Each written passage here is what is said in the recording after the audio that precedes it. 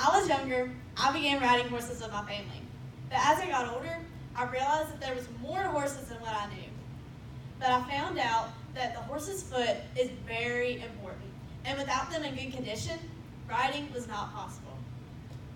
Now, although someone isn't a farrier, which is somebody who shoes horses, anyone who trains, rides, or owns a horse should know the importance of a horse's hoof and how to take care of it and shoe it. In my lifetime, I've seen many farriers come and shoe my horse before, and I've been taught through classes and family members who have shoed as well. Shoeing a horse involves knowing the anatomy of the hoof, the shoeing process, and taking care of the shoes and hooves before, during, and after the process is complete. First, my grandfather always told me, in order to shoe a horse's hoof, you have to know the horse's foot. Now, without knowing the anatomy of the horse's hoof, you will never know how to shoe a horse. Many often wonder, why would somebody shoe his or her horse in the first place? Riley Carlson of Homestead Living states that wild horses are able to naturally trim their hooves on the arid, steep climate. But when a horse becomes domesticated, we have to take care of their feet for them because they can no longer naturally trim their feet.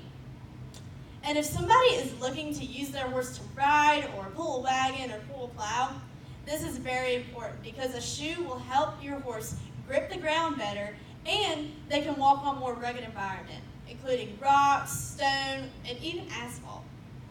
Now, in taking a look at a horse's hoof, there are many parts that make up the hoof and are important to the shoeing process.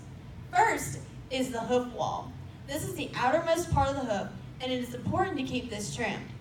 The sole, or as many farriers call it, the frog, is important to keep the hoof clean and healthy because this is what the horse uses the most in order to keep balance when they walk.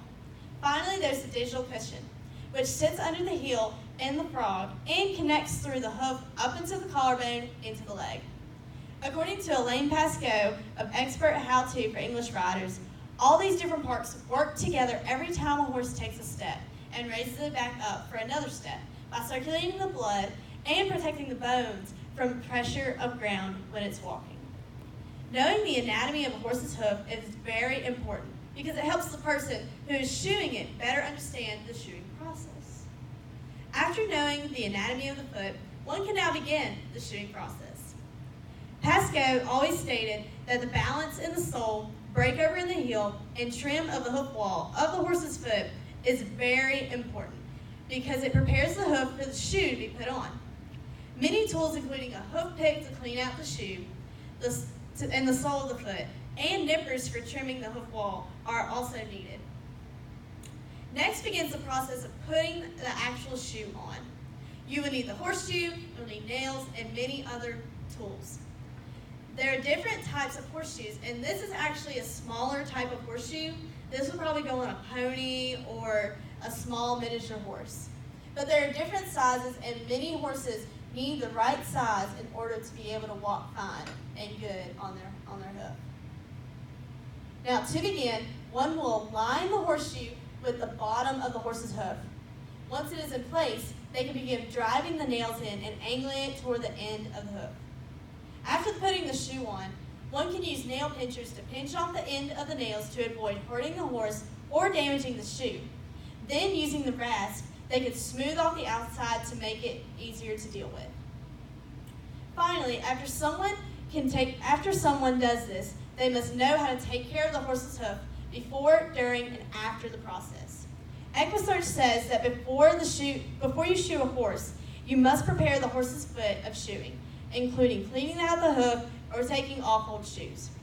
Then during the process, you need to keep the horse still so that the farrier can do its job. Finally, afterward, keep a close eye on the shoe. And if any swelling or the shoes fall off occurs, call the farrier or the vet in order to make sure that the horse is okay. Just as humans wear shoes, so do horses. And it is very important to keep these shoes and feet healthy in order to have a safe and enjoyable ride. After knowing all of this, we can help keep this horse happy and healthy. Thank you.